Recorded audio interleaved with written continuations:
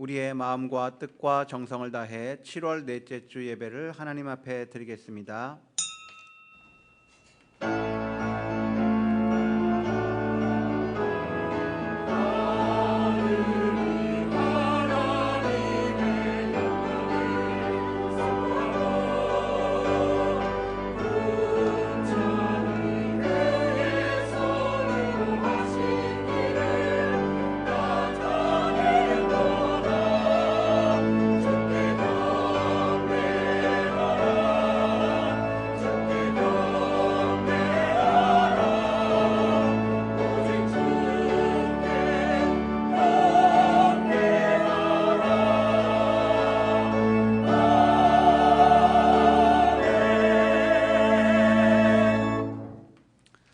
온 땅이여 여호와께 즐거이 소리칠지어다. 소리내어 즐겁게 노래하며 찬송할지어다.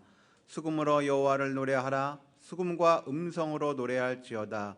나팔과 호각 소리로 왕이신 여호와 앞에 즐겁게 소리칠지어다. 목마른 자들아 다 내게로 오라 하시며 우리를 생수가 넘치는 곳으로 초청해 주신 하나님 감사합니다. 주님의 그 부르심에 응답하여 저희들이 감사와 찬송의 소리를 바라며 성전으로 올라왔습니다. 이 시간에는 우리로 하여금 세상의 걱정과 근심을 다 내려놓게 하시고 온전히 주님만 바라보며 예배하게 하옵소서. 강단에서 흘러나오는 생명수와 같은 말씀을 듣고 우리의 영혼이 소성되게 하여 주시고 우리 삶의 풍성한 열매가 맺히게 하여 주옵소서. 우리의 가란 마음 주린 영혼의 영생의 물과 생명의 떡으로 채워 주옵소서. 예수님의 이름으로 기원하옵나이다. 아멘.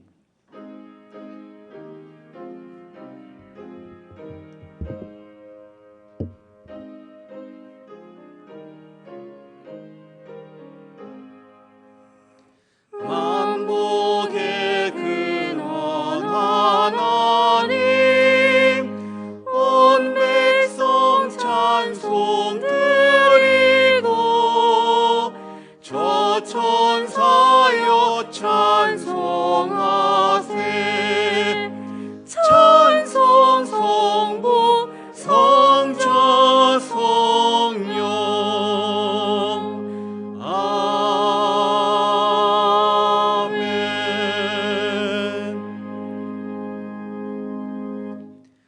여호와께 감사하고 그의 이름을 불러 아뢰며 그가 하는 일을 만민 중에 알게 할지어다.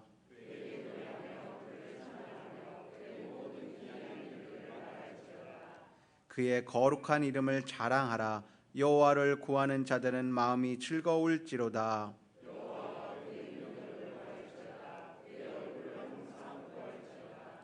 그의 종 아브라함의 후손 곧 택하신 야곱의 자손 너희는 그가 행하신 기적과 그의 이적과 그의 입의 판단을 기억할지어다.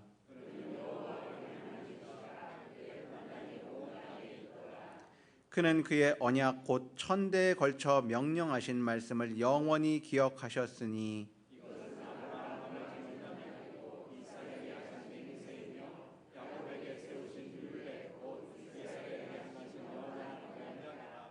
이르시기를 내가 가나안 땅을 내게 주어 너희에게 할당된 소유가 되게 하리라 하셨도다. 아멘. 나는 전능하신 아버지 하나님 천지의 창조주를 믿습니다. 나는 그의 유일하신 아들 우리 주 예수 그리스도를 믿습니다.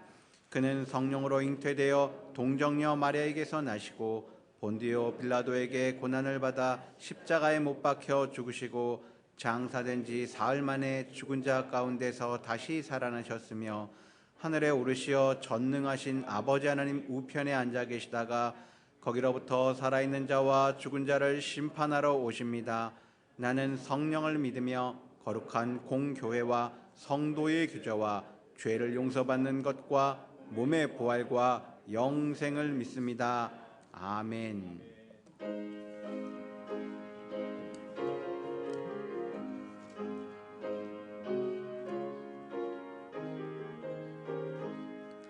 찬양하라 복되신 구세주 예수 백성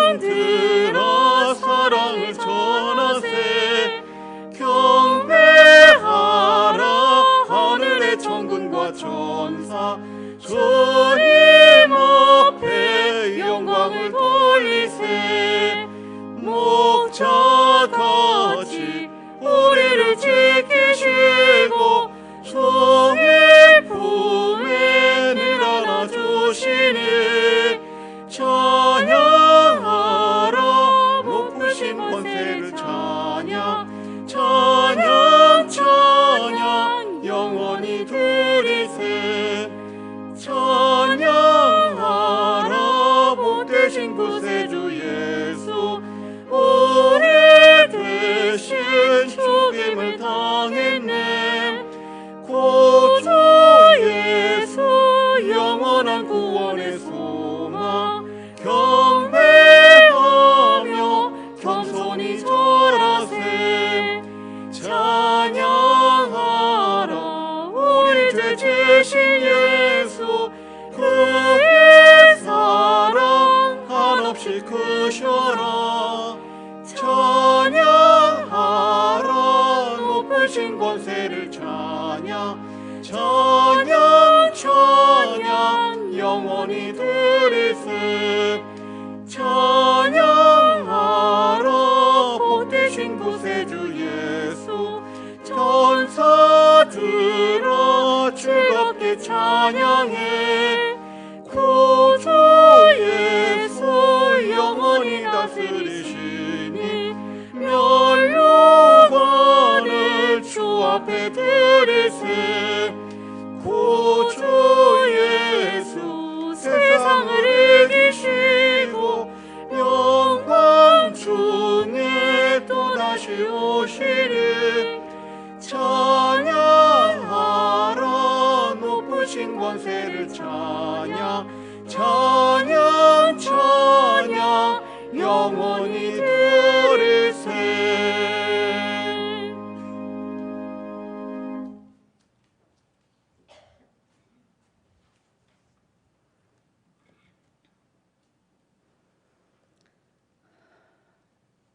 하나님 아버지 감사합니다. 우리를 사랑하시되 끝까지 사랑하시고 긍휼과 인내로 소망 가운데 살아갈 수 있도록 믿음 주셔서 낙심하지 않고 기도하게 하시며 예배하게 하시는 우리 하나님은 완전하시고 거룩하신 사랑이십니다. 그 사랑이 우리를 살게 하는 힘과 능력이요 세상을 이길 믿음이 됩니다. 예수님을 통해 죄인된 우리를 구원하시고 하나님의 자녀로 세상 속에 주님의 빛을 비추며 한 주간 가정과 직장, 사회에서 구별된 자로 살게 하시고 세상 풍조에 동조되지 않도록 우리의 연약함을 도우시고 길 대신 예수님께로 날마다 인도하여 주시니 감사합니다. 하나님 아버지 많은 빛 속에서 우리를 지키시고 또 아버지 하나님이여 이번 집중호우로 인해서 생명과 재산을 잃고 또 아버지 많은 이재민들이 생겼습니다. 하나님께서 아버지 하나님 더 큰 피해가 나지 않도록 하심도 감사드리며 또 앞으로도 많은 비가 예상된다고 하오니 하나님 피해가 심하지 않도록 도와주옵소서. 하나님 은혜 아니면 살아갈 수 없는 이 나라를 사랑하여 주시고 지켜주신 하나님 이 백성이 하나님을 두려워하게 하옵소서. 하나님 앞에 드러나지 않은 죄가 없음을 깨닫게 하시고 모든 악에서 돌이키게 하옵소서. 온갖 중독과 폐륜적인 사건 사고들이 일어나고 자행되고 있습니다. 이정자들 권력 위에 계신 하나님을 아는 지혜를 주시고 권력과 지위를 이용하여서 부를 축적하고 정쟁을 일삼는 사회악이 끊이지 않습니다. 나라와 백성을 살리고 바른 정책을 세우고 집행하는 유정자들이 되게 하시고 하나님의 질서를 무너뜨리는 포괄적 차별금지법이 제정되지 못하도록 국회로 보는 하나님의 백성들이 그곳에 보내신 소명의식을 깨닫고 진리를 위해 끝까지 싸울 수 있는 용기 있는 자들이 되어 정말로 나라를 위한 백성에 의한 참된 정치자로 일할 수 있도록 도와주시고 통치하여 주옵소서. 지금 우리는 말로 표현할 수 없이 악하고 취해져 버린 세대를 살아가고 있습니다.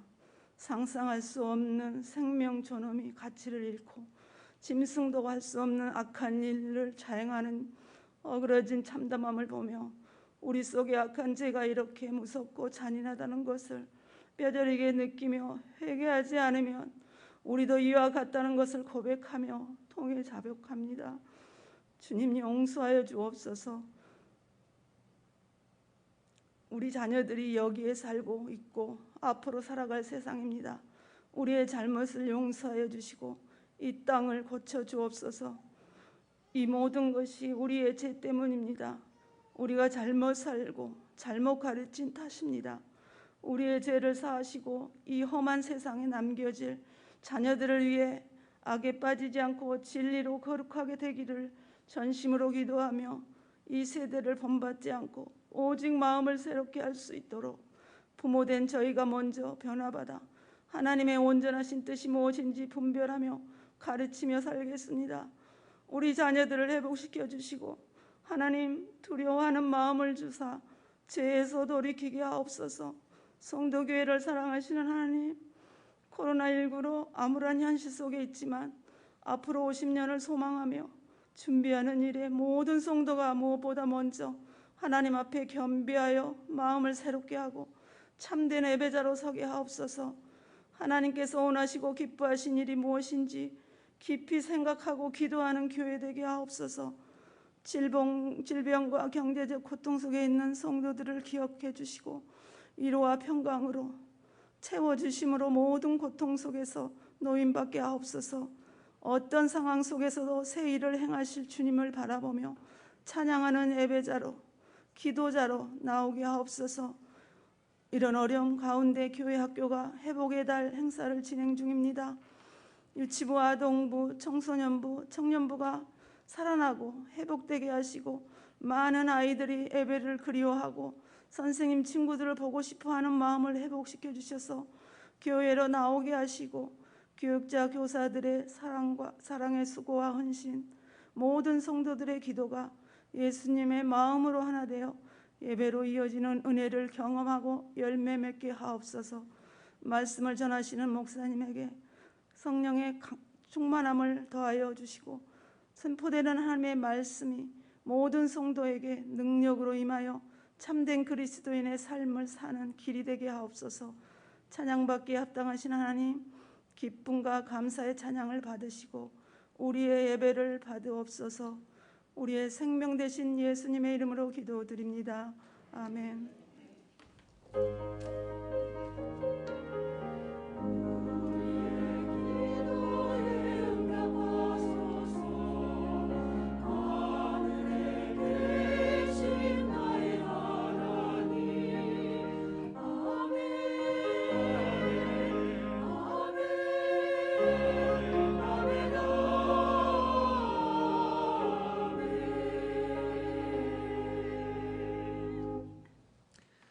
이 시간 우리에게 주신 하나님의 말씀은 로마서 8장 9절에서 16절 말씀입니다.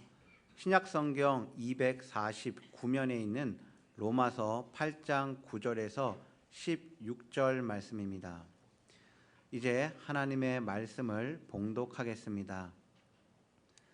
만일 너희 속에 하나님의 영이 거하시면 너희가 육신에 있지 아니하고 영에 있나니 누구든지 그리스도의 영이 없으면 그리스도의 사람이 아니라 또 그리스도께서 너희 안에 계시면 몸은 죄로 말미암아 죽은 것이나 영은 의로 말미암아 살아있는 것이니라. 예수를 죽은 자 가운데서 살리신 이의 영이 너희 안에 거하시면 그리스도 예수를 죽은 자 가운데서 살리신 이가 너희 안에 거하시는 그의 영으로 말미암아 너희 죽을 몸도 살리시리라. 그러므로 형제들아, 우리가 빚진 자로 돼 육신에게 져서 육신대로 살 것이 아니니라. 너희가 육신대로 살면 반드시 죽을 것이로되 영으로서 몸의 행실을 죽이면 살리니 무릇 하나님의 영으로 인도함을 받는 사람은 곧 하나님의 아들이라. 너희는 다시 무서워하는 종의 영을 받지 아니하고 양자의 영을 받았으므로 우리가 아빠, 아버지라고 부르짖느니라.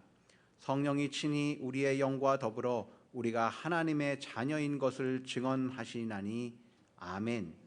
이 말씀을 통하여 하나님의 크신 은혜가 함께 하시길 원합니다.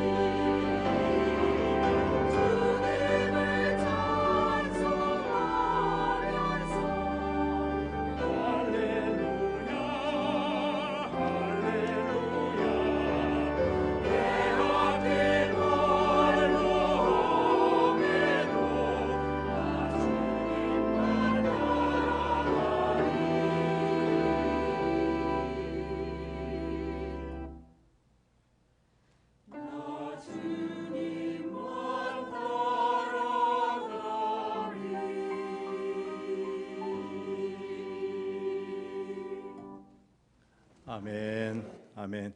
감사합니다. 할렐루야. 인사 나누겠습니다. 반갑습니다. 참 잘 오셨습니다.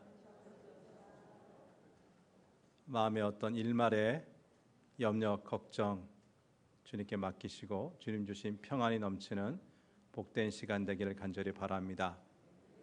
지난 시간까지 참된 그리스도인의 그 주제를 가지고 넉 주 우리가 말씀을 나눴고요.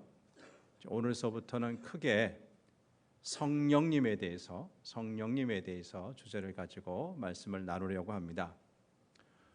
오랜 시간 교회 다니고 어느 정도 훈련을 받았다고 생각하는 사람들에게 성도님은 성령 받으셨습니까?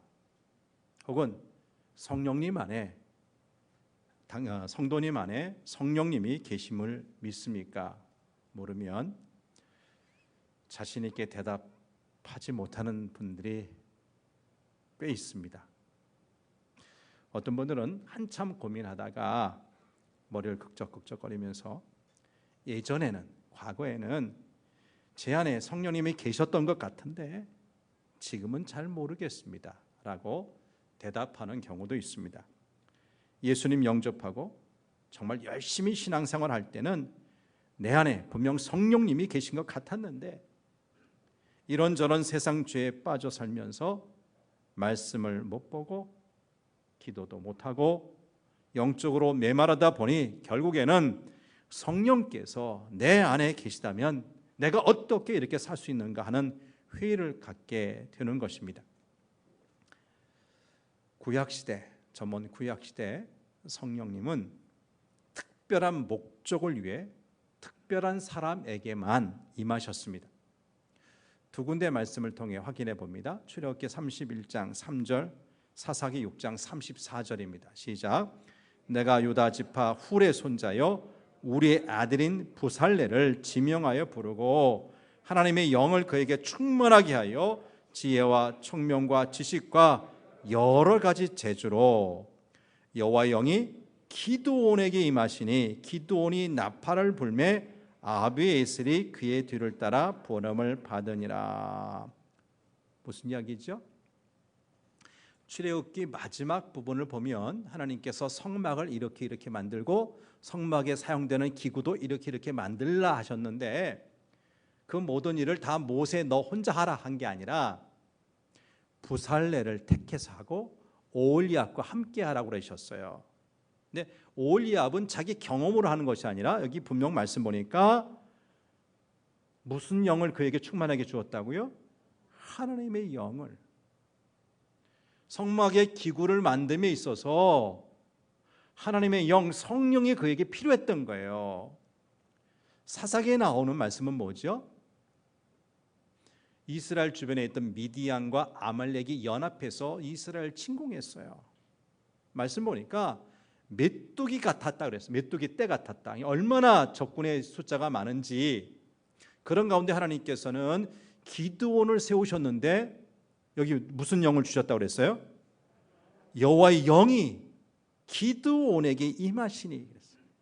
그러니까 여러분 두 구절이 말하는 것이 뭐죠? 특별한 때, 특별한 목적을 위해서 하나님의 영, 여호와의 영, 곧 성령을 주셨다. 이것이 바로 구약시대 일이라는 거예요. 근데 시간이 지나서 하나님께서 요엘 선지자를 통해서 하신 말씀이 나오는데 요엘서 2장 28, 29절 말씀 봅니다. 같이 봅니다. 요엘서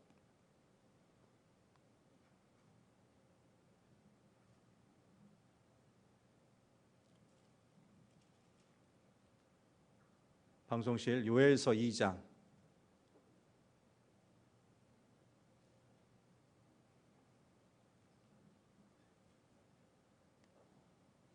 제가 읽어드립니다. 요엘서 2장 28, 29절 말씀입니다. 그 후에 내가 내 영을 만민에게 부어주리니 너희 자녀들이 장래일을 말할 것이며 너희 늙은이는 꿈을 꾸며 너희 젊은이는 이상을 볼 것이며 그때 내가 또 내 영을 남종과 여종에게 부어줄 것이며. 앞에서는 특정한 사람에게 특정한 목적을 위해서 하나님의 영, 여호와의 영이 임했다면 이제는 내가 내 영을 누구한테? 만민에게.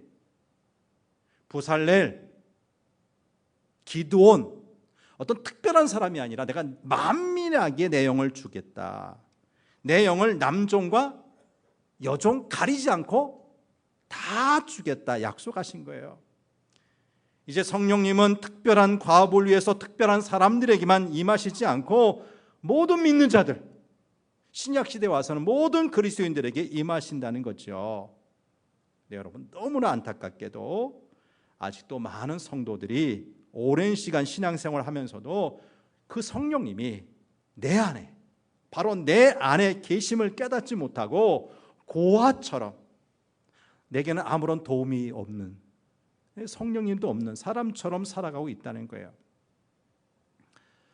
유명한 로마서 8장, 오늘 본문이 들어있는 장이죠. 이 8장을 보면 하나님을 떠나 죄와 사망의 법에서 절망하고 좌절하는 인간에게 하나님께서 두 가지 해결책을 주신 것이 나와요.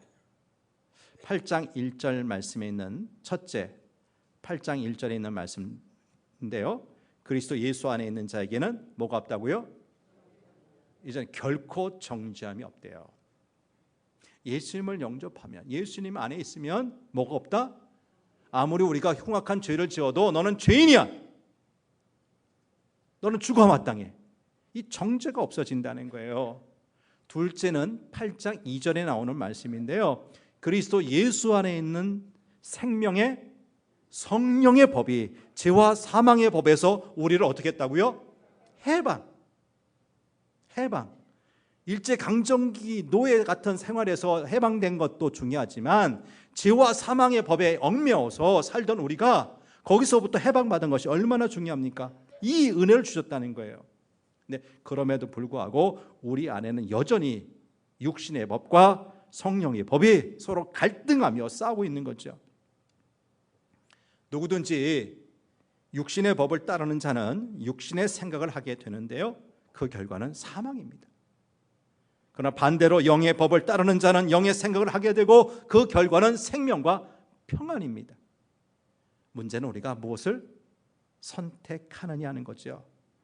우리가 육신의 법을 선택하느냐 아니면 영의 법을 선택하느냐 여부에 따라 그 결과까지 달라지는 거예요. 우리가 육신의 법을 선택하면 계속해서 우리는 육신의 사람이 되어 육신을 쫓아 살기 때문에 한계에 부딪히거나 다른 사람에게 상처를 주면서 결국 죄에서 멀어질 수가 없어요. 반대로 하나님과 생명 그리고 영의 일을 선택하면 그 영이 나를 지배하여서 성령의 사람이 되고 성령의 일을 생각하기 때문에 그 결과 생명과 평안을 누리는 거죠. 그러면 어떻게 우리가 성령의 사람이 될 수 있을까요? 그것은 이 땅에 오신 예수 그리스도를 영접하는 것입니다. 예수 그리스도는 이 땅에 찾아오신 보이는 하나님이십니다. 구약의 하나님, 우리가 성부 하나님으로 알고 있는 그분은 우리 눈으로 볼 수가 없어요. 그런데 그런 우리에게 직접 볼 수 있도록, 만질 수 있도록, 그 음성 들을 수 있도록 보이는 하나님이 오시는데 누구예요? 예수님이에요.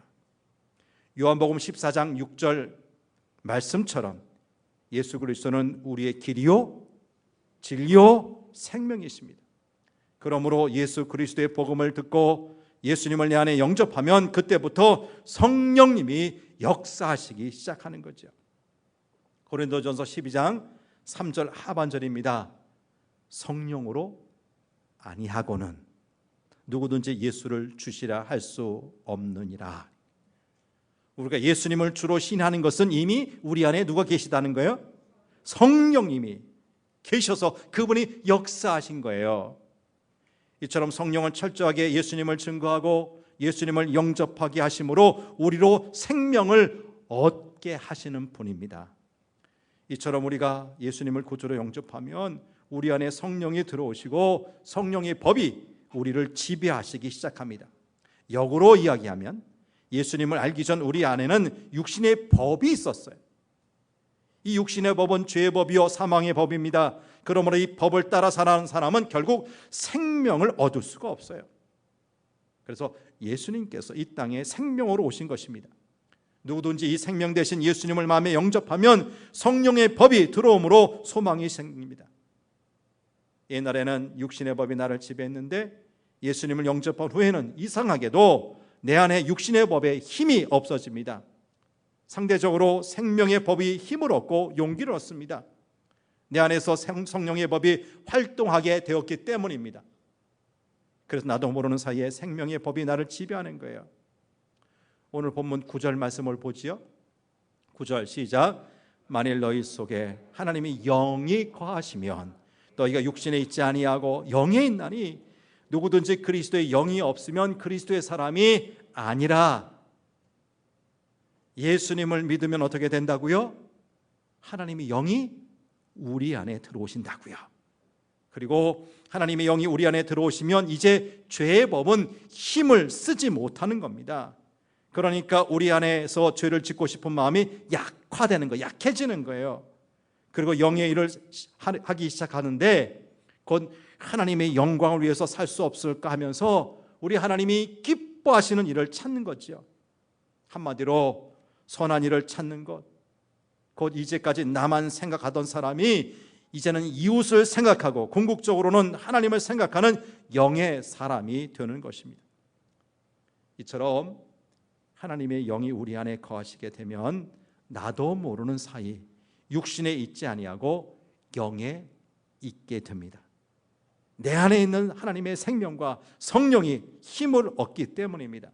그래서 하나님의 영이 내 안에 들어오면 이상하게 찬송 소리가 커지고요, 기도를 열심히 하게 되고요, 교회를 더 많이 찾게 됩니다. 성경에 관심을 갖고 점점 하나님을 알아가는 일이 재미있게 됩니다. 선한 의지가 힘을 얻는 거예요. 그러면 이 하나님의 영은 무엇입니까? 하나님의 영이란 다른 말로 그리스도의 영이요, 다른 말로 성령님이에요. 이 하나님의 영 속에 생명이 있습니다. 그래서 하나님의 영이 내 안에 들어오시면 하나님의 생명도 내 안에 들어오는 겁니다. 하나님의 생명이 들어오면 죽을 몸도 살아납니다. 절망이 없어지고 소망이 생기고요, 모든 어둠의 생각이 사라지고 밝은 소망이 생깁니다. 죽음이 사라지고 부활이 오는 거예요. 본래 인간은 하나님의 영이 깃든 존재로 창조되었습니다. 창세기 2장 7절 말씀을 통해서 확인해 보죠. 시작. 여호와 하나님이 땅의 흙으로 사람을 지으시고 생기를 그 코에 불어넣으시니 사람이 생영이 되니라. 하나님이 최초의 인간을 만드실 때 두 가지 재료를 사용하신 거예요. 첫째는 흙인데 이것은 물질이죠. 자연에 있는 흙을 취하셔서 하나님께서 하나님의 형상대로 인간을 만드셨어요. 이것이 우리의 육체가 된 거죠. 그런데 그것으로 끝난 것이 아니라 그 코에다가, 흙으로 빚은 그 모양, 그 코에다가 생기를 불어넣으셨어요. 이 생기가 하나님의 영, 곧 하나님의 생명입니다. 하나님은 자기의 생명을 그 흙에다가 불어넣으신 거예요. 하나님의 생명과 흙이 합해져서 살아있는 인간이 된 거죠. 그래서 성경은 그것을 사람이 생영이 되니라고 표현한 거예요.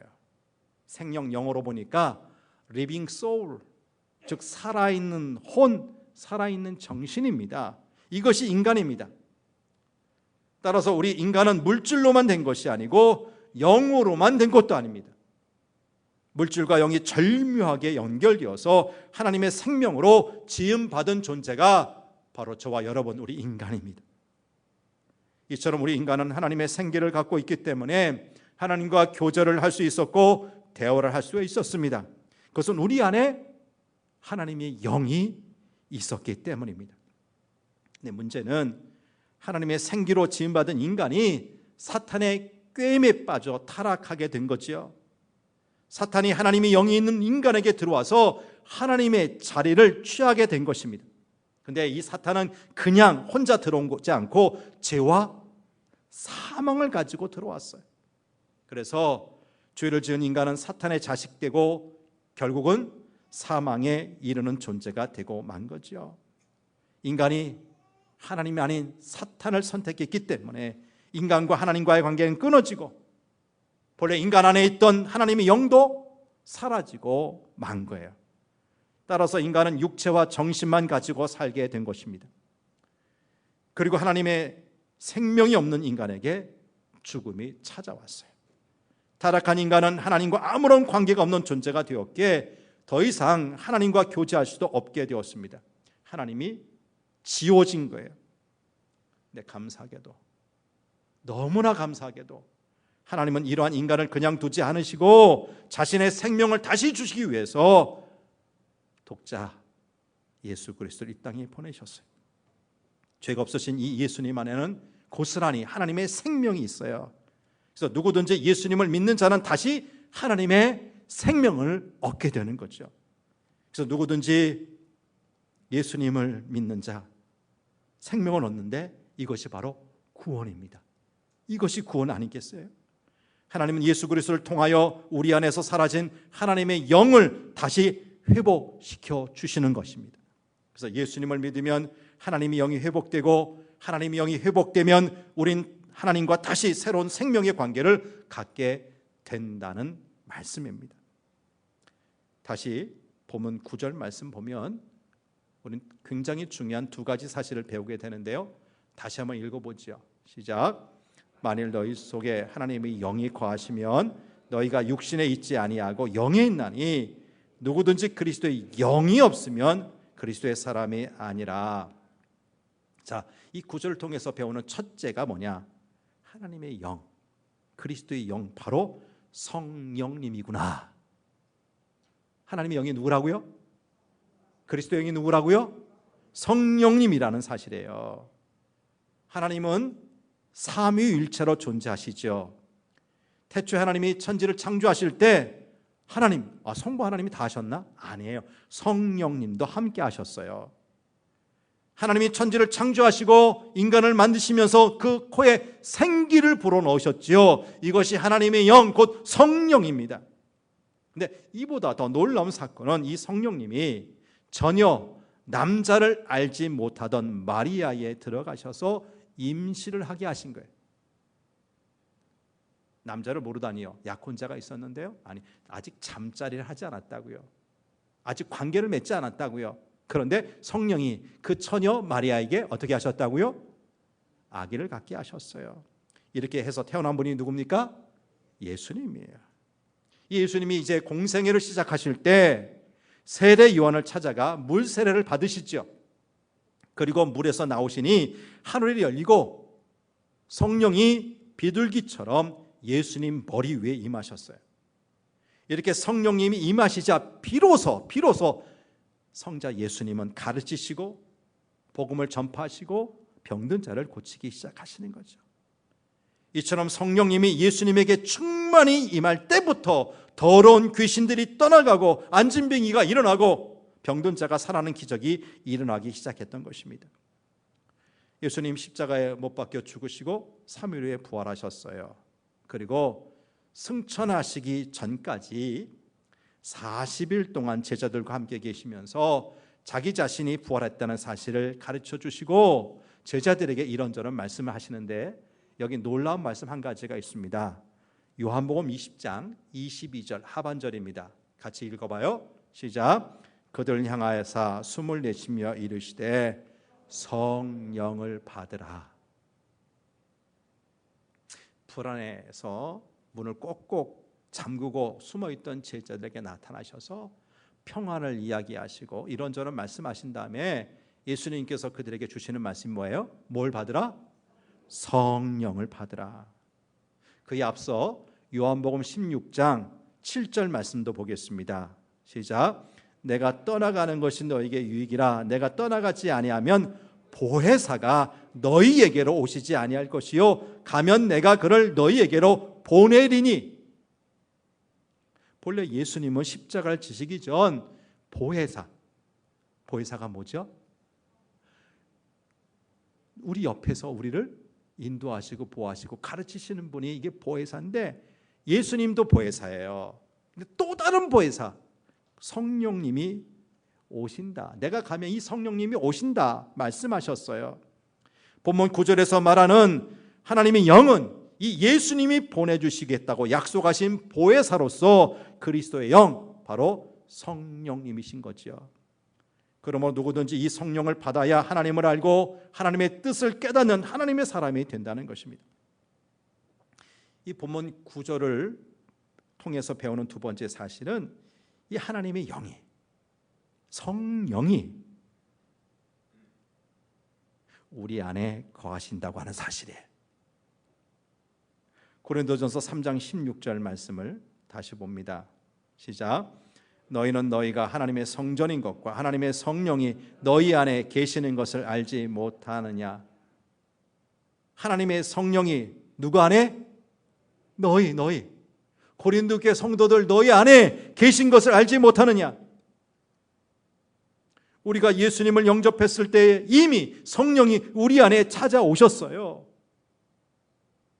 그리고 한 번 이렇게 찾아오시고 다시 떠나신 것이 아니라 계속 우리 안에 계신다는 것입니다. 우리 안에 내주하신다는 것입니다. 그렇다면 우리 안에 예수님이 거하신다, 내주하신다는 것을 어떻게 알 수 있어요? 우리가 성령님이 내주하심에 대한 여러 증거들 가운데 가장 중요한 증거, 특별한 증거는 우리가 예수님을 나의 구주요, 나의 주님이라고 고백하는 거예요. 어떤 분들은 예수님을 나의 주님이라고 고백하는 것 그리 대수롭지 않게 생각하는 경우가 있어요. 대단치 않게 생각하는 경우가 있다고요. 근데 한번 곰곰이 생각해 봅시다. 지금부터 무려 2000여 년 전 우리나라와 굉장히 동떨어진 이스라엘의 아주 작은 마을, 그것도 목수의 아들로 태어난 예수라는 사람이 온 인류를 구원하실 메시아라는 사실을 믿는다는 것 쉬운 일이에요? 쉬워요? 여러분, 기적 아닙니까? 기적 아닙니까? 우리는 예수님을 직접 본 적이 없어요. 그의 음성 직접 들은 적이 없어요. 그럼에도 불구하고 우리는 그분을 나의 주님이라고 고백합니다. 이것이 얼마나 놀랍고 신기한 일인가 하는 것입니다. 그러기에 사도 바울이 고린도전서 12장 3절에서 하는 말이 무엇입니까? 성령으로 아니하고는 누구든지 예수를 주시라 할 수 없느니라. 우리가 예수를 주시라 할 수 있는 건 누구 때문이라는 거예요? 성령 때문이라는 거예요. 지금 우리가 예수님을 나의 주님이라고 고백할 수 있다면 그것은 바로 우리 안에 성령님이 거하고 계시다는 확실한 증거가 된다는 거죠. 오늘 본문 15절 16절 말씀도 봅니다. 시작. 너희는 다시 무수하는 종의 영을 받지 아니하고 양자의 영을 받았으므로 우리가 아빠 아버지라고 부르짖느니라. 성령이 친히 우리의 영과 더불어 우리가 하나님의 자녀인 것을 증언하시나니. 여러분, 아빠 누가 누구를 부르는 거예요? 다 큰 성인이 자신의 아버지한테서 아빠라고 부르시는 분 별로 없죠? 누가 아빠라는 소리 하죠? 어린아이가 자신을 믿고 따를 수 있는 그 아버지에게 아빠라고 부르는 것이 보편적인 호칭 아닙니까? 근데 우리가 하나님을 뭐라고 부른다고요? 네, 무서워 벌벌 떨면서 주인님 이럴 거 아니라 아빠 부를 수 있다는 것, 우리 안에 계신 성령님께서 하신 일이라는 거예요. 반대로 우리 안에 성령님이 거하시지 않는다면 우리는 결코 그리스도인이 아니죠. 9절 하반절 말씀 다시 확인해 보죠. 9절 하반절 시작. 누구든지 그리스도의 영이 없으면 그리스도의 사람이 아니라. 그리스도의 사람이란 예수님을 주님으로 고백하는 사람을 말하는데, 우리 안에 성령님이 거하시지 아니하고는 그 누구도 예수님을 주님이라고 고백할 수 없고, 예수님을 주님이라고 고백하지 않는 사람은 더 이상 그리스도의 사람이라고 할 수 없다는 것입니다. 이것은 역설적으로 예수님을 주님이라고 고백하는 사람에게는 성령님이 거하신다는 사실을 말씀하는 것입니다. 이렇게 성령님은 예수님을 믿는 모든 사람 안에 거하십니다. 예수님 믿으십니까? 믿으십니까? 그럼 여러분 안에 누가 계시다고요? 성령님이 계세요. 한 가지 주의할 점이 있어요. 마태복음 7장 21절 말씀 봅니다. 시작. 나더러 주여 주여 하는 자마다 다 천국에 들어갈 것이 아니요 다만 하늘에 계신 내 아버지의 뜻대로 행하는 자라야 들어가리라. 이 입술로는 예수님을 주님이라고 고백하지만 그것이 우리 마음속 깊은 곳에서 나오는 진정한 고백이 아닐 수도 있다는 거죠. 그러한 고백은 성령님이 의한 것이 아닙니다. 그러므로 예수님에 대한 우리의 고백이 어떤 습관이나 듣고 배운 것에 따라 그저 입술에서 나오는 고백인지, 아니면 정말 성령님에 의한 진정한 고백인지 잘 점검해 보아야 한다는 것입니다. 우리가 말씀 안에서 우리 마음을 정직하게 살피면 우리 안에 성령님이 계신 것을 분명히 확인할 수가 있어요. 그래서 우리가 입술의 고백이 아닌 마음에서부터 예수님을 나의 구주, 나의 주님이라고 고백한다면 그것은 우리 안에 성령님이 거하고 계시다는 분명한 증거가 되는 것입니다.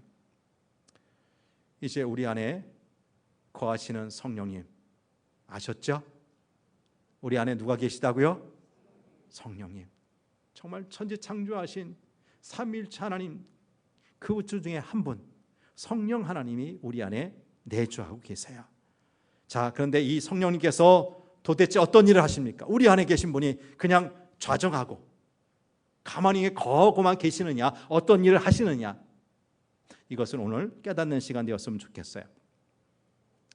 우리 안에 거하시는 성령님은 그냥 가만히 계시는 분이 아니라 일을 하십니다. 첫 번째 일은 우리를 진리 가운데로 인도하시는 일이에요. 어떤 일을 하신다고요? 우리를 불의가 아니라, 거짓이 아니라 진리 가운데로 인도하시는 일을 하신다는 거예요.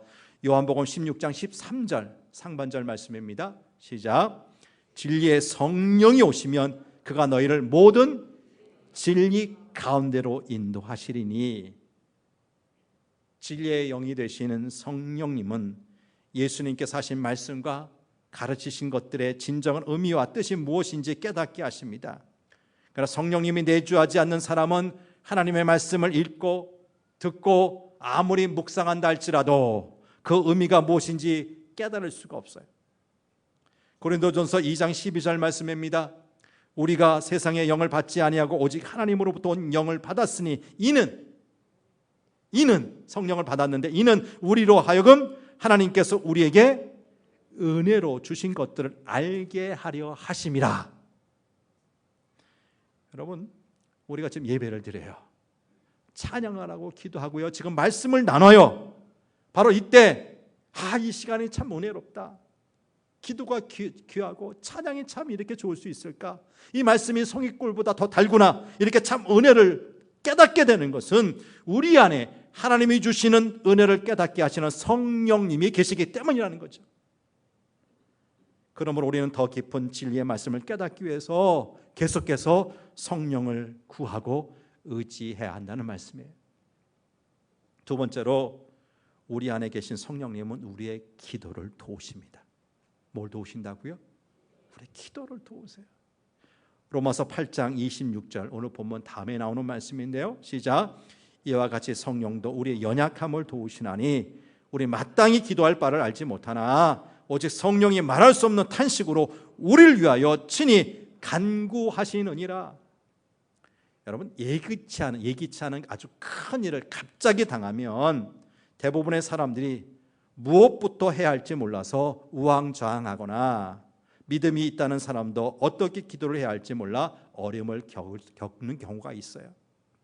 그러나 그런 상황에서도 성령님은 우리의 연약함을 도우시는데 우리를 위해 친히 뭐 하신다고요? 간구하신다, 기도하신다는 것입니다. 그러므로 우리의 모든 기도는 성령님의 인도하심을 받아야 합니다. 성령님의 도움이 없이 드리는 기도는 생명력 없이 허공을 가르는 울림에 불과하기 때문입니다. 세 번째로 우리 안에 계신 성령님은 우리의 죄를 깨닫게 하십니다. 뭘 깨닫게 하신다고요? 죄를 죄로 모르는 것도 문제잖아요.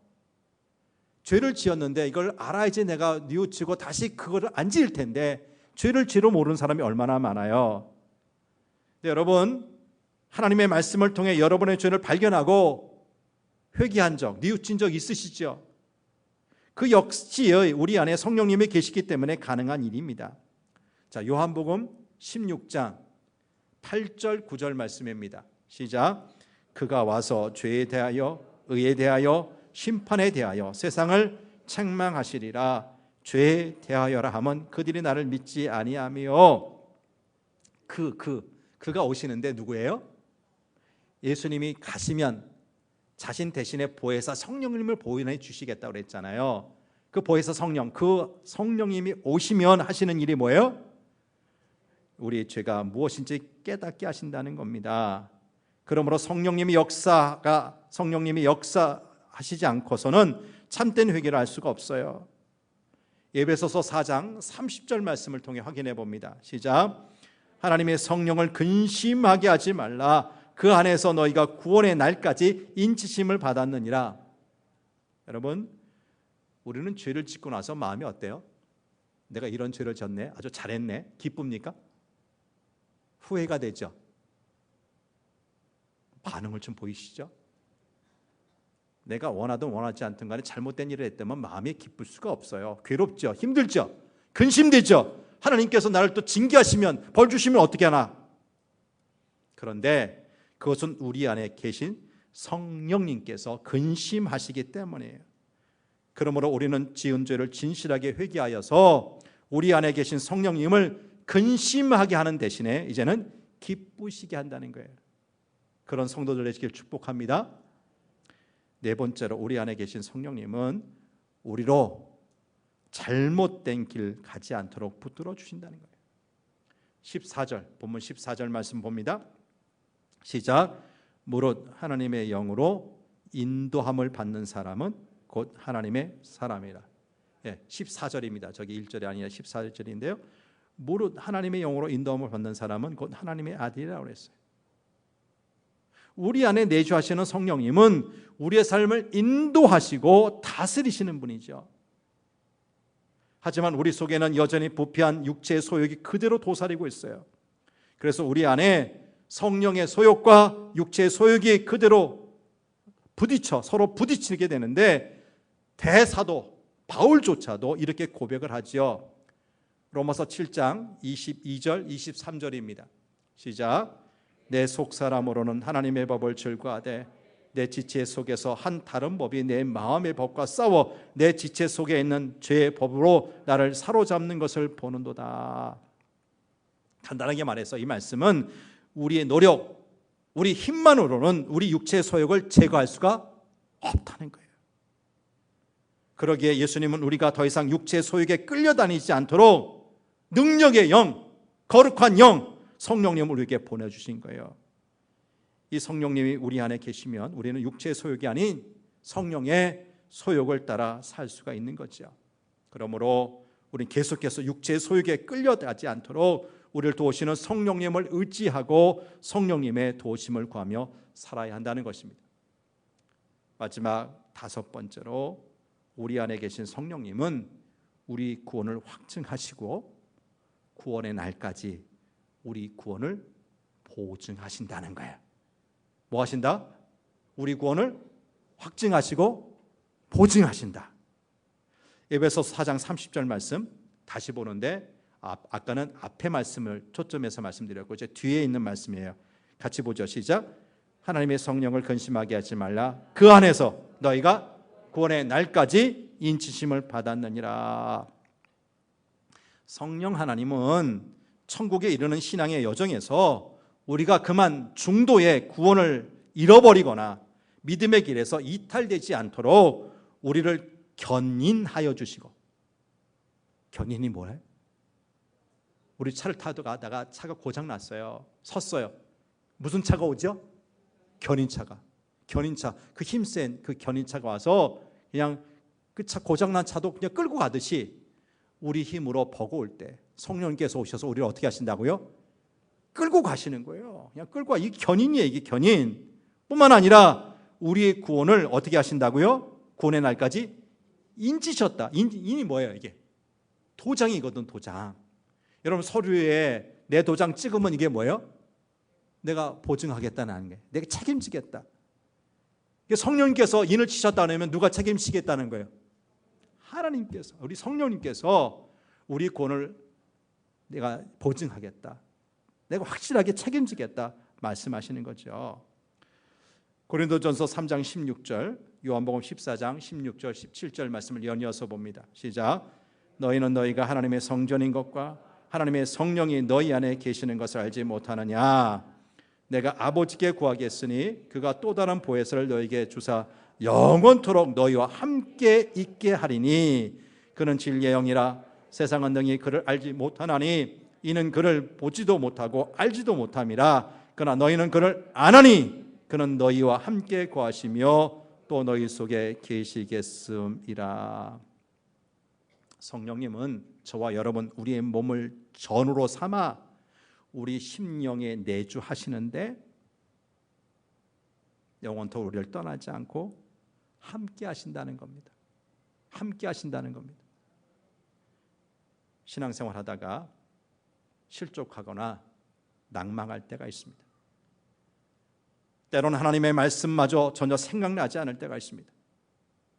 내가 이럴 때 어떻게 기도해야 되지? 마땅히 빌 바를 알지 못할 때도 있습니다. 그리고는 낙심하여 죄악된 세상으로 향하는 것입니다. 그런데 여러분, 정말 우리가 하나님께서 택하신 하나님의 자녀라면, 구원받은 하나님의 자녀라면 바로 그 순간 우리의 보혜사이신 성령님이 오셔서 우리 안에 새 영을 부어주십니다. 그리고 진리의 말씀을 생각나게 하시고 우리 안에 주님의 사랑을 다시 회복시켜 주십니다. 지금도 성령님은 우리를 위해 말할 수 없는 탄식으로 하나님께 간구하고 계십니다. 우리를 죄악의 길에서 돌이키시고 절망의 자리에서 다시 일어나게 하십니다. 육체의 소욕을 이기고 하나님의 뜻을 따라 살게 하시는 것입니다. 여러분, 이제 우리는 성령의 사람입니다. 성령의 사람입니다. 우리 안에 성령님이 내주하고 계시다는 겁니다. 성령님은 우리에게 생명을 주시고 예수님을 알게 하시고 예수님을 닮아가게 하십니다. 그리고 천국을 소망 삼아 하늘나라 공동체 지체로서 삶을 살아가게 하십니다. 그러므로 우리의 육체를 쳐서 성령의 뜻에 복종하며 하늘나라의 신령한 만나와 기쁨과 축복을 현실적으로 누리며 살아가는 성도가 되어야 할 줄 믿습니다. 육신을 따라 사는 것과 성령을 따라 사는 것, 이 중간에서의 긴장은 우리가 육체, 우리 몸을 지니고 있는 한 계속될 것입니다. 주님이 부르시는 그날까지, 이 썩을 육신의 장막을 벗는 그날까지 절대로 피할 수 없을 것입니다. 그러나 우리는 이미 육을 따라 사는 이 세상의 인간이 아니라 영, 성령을 따라 사는 성령의 사람이 되었습니다. 그러나 이제는 육의 일을 버리고 영을 따라 살기를 바랍니다. 성령님의 감동하심을 따라 거룩한 변화와 세상을 구원하는 우리 예수님의 증인의 사명을 다함으로 밝은 소망이 넘치고 주님 주신 기쁨으로 충만한 삶을 살아가시는 성도들 되시기를 축복합니다. 하나님 아버지, 하나님의 형상으로 흙으로 빚어 코에 생기를 불어넣어 생명으로 우리 인간을 만드셨습니다. 하나님의 영, 곧 생명이 우리 속에 있었던 것입니다. 근데 하나님의 말씀을 어기고 타락한 인간에게는 이제는 그 하나님의 영이 사라지고 말았습니다. 생명이 사라지고 만 것입니다. 그 결과 우리는 영원한 죄악 속에 살다가 망해버리고 말아야 되는데, 하나님은 그런 인간 포기하지 않으시고 다시 생명을 주시기 위해서 생명을 소화하신 예수님을 이 땅에 보내주셨습니다. 이제 그 예수님을 우리 구주로 영접하기만 하면 성령님께서 우리에게 오실 뿐만 아니라 영원히 우리 가운데 내주하시며 떠나지 않고 마지막 구원의 성취까지 우리를 보호하시고 이끌어 주신다는 것입니다. 오늘 우리 말씀을 마음속에 새기게 도와주옵소서. 나같이 연약한 자, 보잘것없는 자, 수시로 낭망하고 좌절하고 세상으로 쫓아가기에 바쁜 인생인데, 그런 인생 하나님께서 결코 포기하지 않으시고 성령을 통해서 우리를 붙잡고 계시다는 것을 잊지 않게 도와주옵소서. 이제는 더 이상 육에 속한 사람이 아니라 성령에 속한 사람으로 살게 하여 주옵소서. 나는 땅의 사람이 아니라 하늘의 사람이라고, 나는 육에 속한 사람이 아니라 영에 속한 사람이라고 스스로에게 외치길 원합니다. 그리고 그렇게 살아가기를 원합니다. 하나님, 낭망해 좌절하고 코로나 바이러스 오래된 이 시기에 정말 우울증에 걸리기도 하고 사업이 참 힘들어서 마음에 여러 가지 고생하고 살아가는 우리 사랑하는 성도들, 성령을 통해서 다시 일어설 수 있도록 위로해 주시고 힘을 불어넣어 주시기를 원합니다. 내가 하는 것이 아니라 내 안에 계신 성령님께서 하십니다. 그 성령님을 붙잡고 어떤 낭망에서도 일어서는 믿음의 사람, 성령의 사람 되게 도와주옵소서. 우리의 영원한 중보자가 되시는 예수 그리스도의 이름으로 기도하옵나이다. 아멘.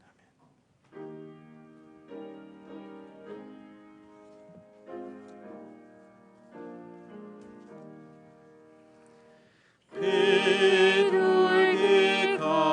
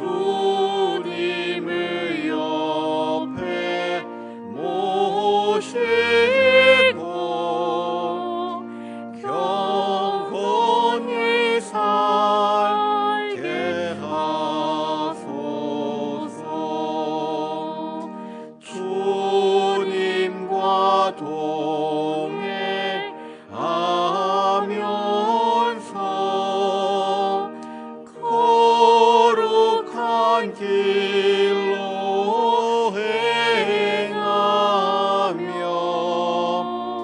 진리의 예수 붙잡고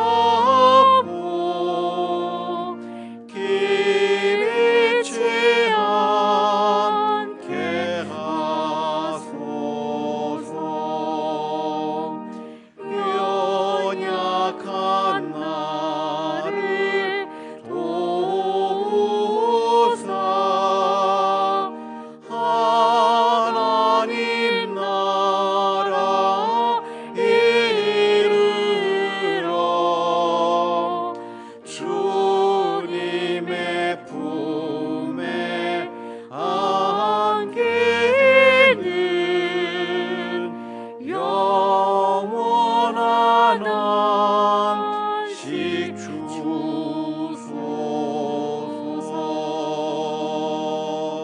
아멘.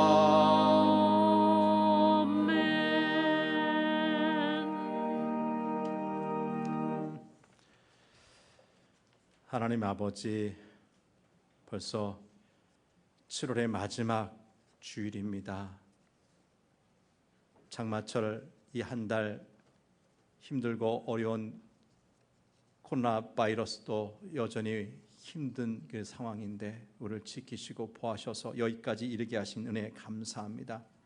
남은 여름도 하나님 은혜 가운데서 잘 넘길 수 있도록 사랑하는 성도들 가정과 일터에 큰 은혜와 복으로 함께하여 주옵소서. 7월의 마지막 주일 예배를 드리며 귀한 정성 헌금을 통해 하나님 앞에 마음을 표현합니다. 모든 것 다 하나님께로부터 왔습니다. 주신 것 가운데 일부를 구별해서 11조 예물을 드립니다. 주일 헌금, 여러 가지 제목의 감사헌금들, 선교, 구제, 장학, 비전 헌금에 참여하오니 기쁘게 받아 주옵소서. 간절한 기도의 제목 마음의 소원 주님께서 하십니다. 하나도 땅에 떨어지지 않고 이루어지는 역사를 경험케 하여 주옵소서. 드려진 헌금은 하나님 나라 확장하는데 죽은 영혼들 살리는데 귀하게 쓰여지게 하여 주옵소서.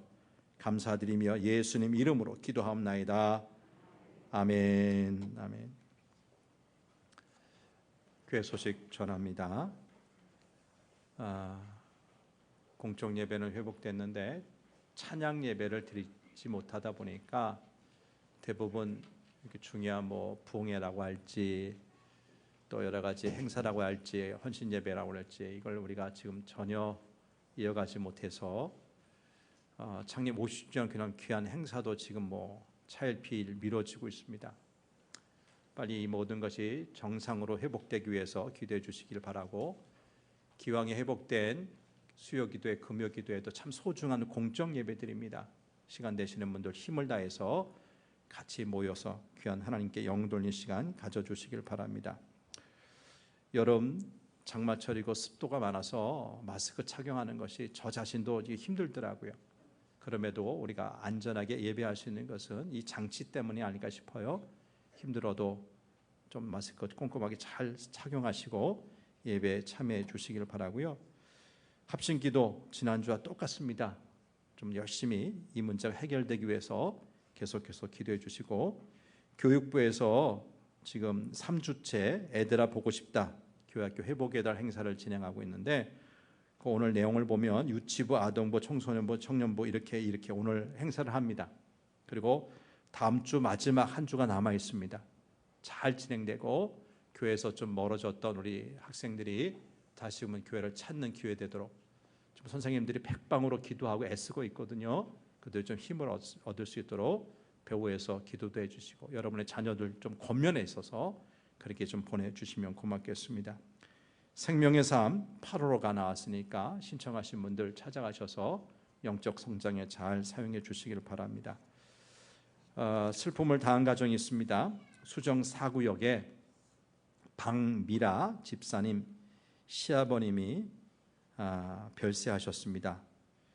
내일 입간 예배, 모레 발인 예배가 있는데 전남 영암군 제일장례 문화원에 빈소가 차려져 있어서 모르겠습니다. 오늘 오후쯤에 우리가 문상을 다녀와야 되지 않을까 싶은데 구체적인 것은 3부 예배 시간에 말씀드릴 테니까 시간 되시는 분들 협조해 주시길 바랍니다. 자, 우리 이설이 나오세요. 예. 우리 김정현, 홍선우 성도의 첫째 아이 이설이. 예.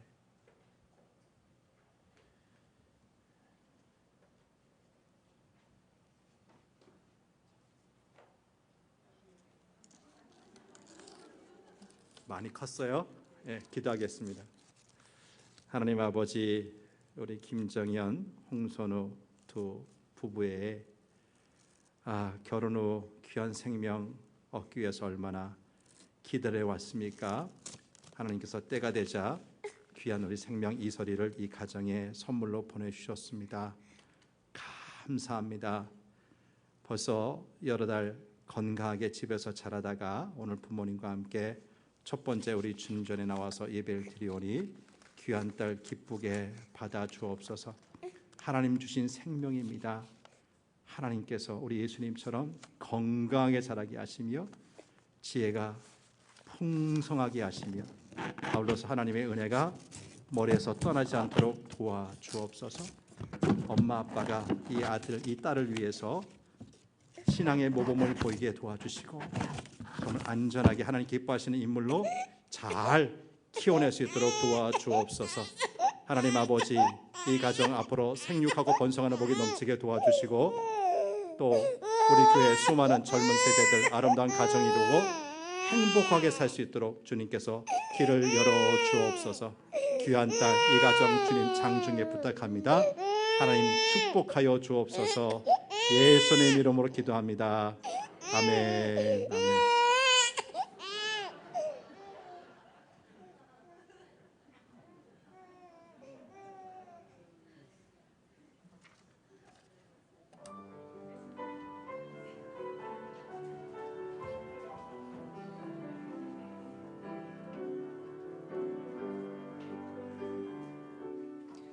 나의 사랑, 나의 생명, 나의 하나님, 영원토록 정성 다해 사랑합니다.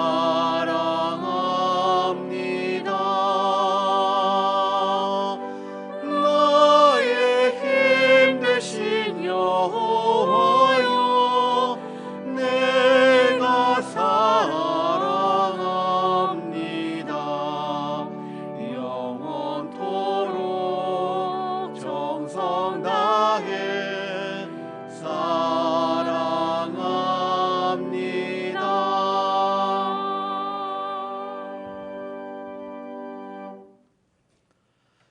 지금은 우리 구주 예수 그리스도의 은혜와 하나님 아버지의 넓고 크신 사랑과 보혜사 성령님의 교통하심과 충만하심이 허물과 죄로 죽었고 망할 수밖에 없었던 우리 주님 사랑 때문에 다시금 예수님을 영접하고 그 예수님의 생명을 얻어 우리 안에 하나님의 영 성령이 회복되어 계심을 믿습니다.